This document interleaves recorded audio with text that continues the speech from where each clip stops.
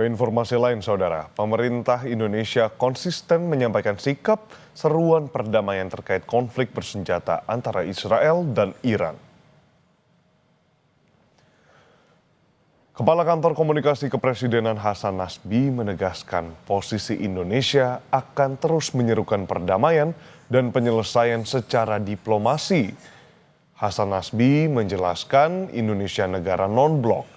Karenanya Indonesia tidak akan masuk dan bergabung dalam blok militer dan pertahanan tertentu.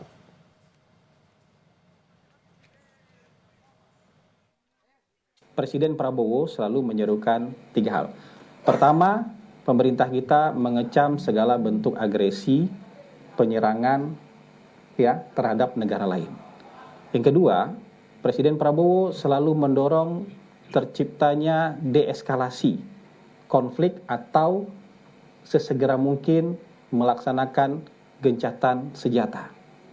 Yang ketiga, pemerintah melalui Presiden Prabowo itu selalu menyerukan penyelesaian konflik melalui jalur diplomasi dan hukum internasional.